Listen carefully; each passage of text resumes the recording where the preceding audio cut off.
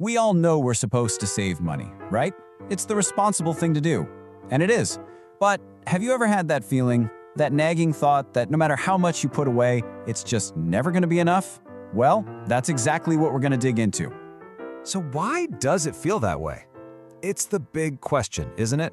I mean, you're doing all the right things. You set up the automatic transfers, you cut back where you can, you watch that savings balance slowly creep up.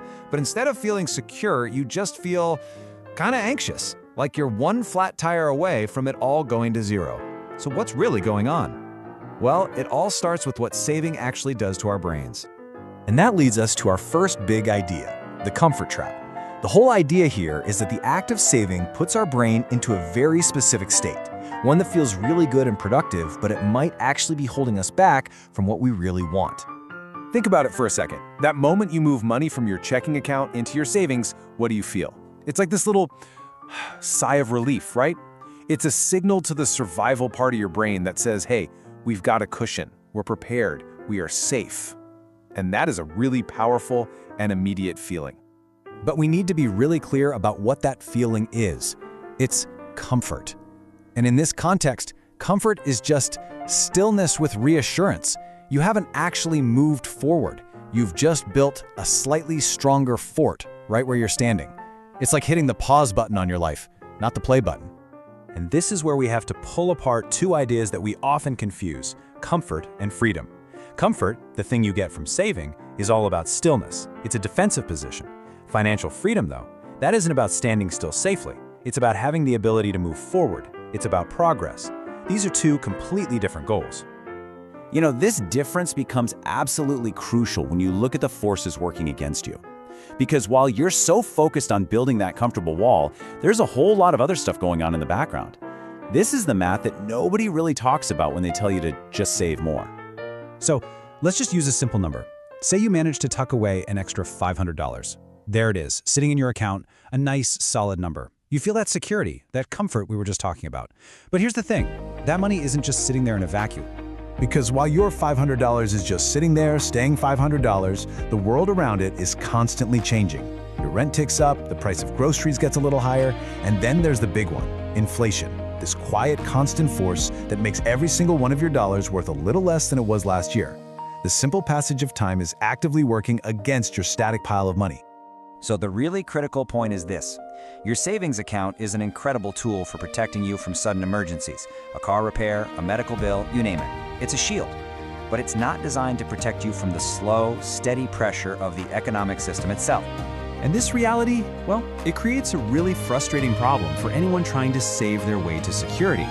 It feels like you're running a race where someone keeps changing the rules, which brings us to this idea of the moving finish line. We all have a number in our heads, right? A goal that we call enough. If I can just save that much, I'll finally feel secure. But because of all those systemic forces, inflation, rising costs, that finish line moves further away every single year. The enough of today is not going to be enough for tomorrow. You're chasing a target that refuses to stand still. Now, it is so important to hear this. None of this means saving is wrong or that it's pointless. Not at all. Saving is essential. It is your first line of defense. But we have to see it for what it is, a partial, incomplete strategy. It's just one tool in the toolbox, and it can't solve the entire problem on its own. So if just saving more and more money isn't the whole answer, then what is? Well, this requires a big shift in how we think. We have to look at the other side of the equation to find what the true path to freedom really looks like. So here we see two different paths. The common one, the one we're always told to follow, is simply to save more. Work harder, earn more, and pour it into that savings account. But the more powerful path, the one that actually leads to freedom, is to depend less. And this really is the core idea. True financial freedom isn't achieved by piling up a mountain of cash. It's achieved by designing a life where you simply need less of it to be happy and secure. It's about reducing your dependence on money altogether. When you focus on depending less, something really powerful happens. First, you create this permanent, comfortable gap where your life consistently costs less than what you earn. And the direct result of that is that constant, underlying financial pressure, it just disappears. The anxiety starts to fade away.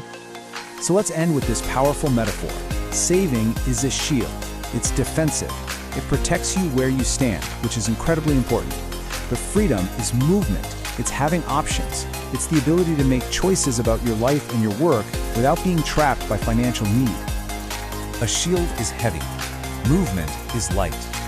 One is about defense. The other is about liberty. So the question to leave you with is this: are you building a defense, or are you building a life of freedom? It's really important to understand the difference.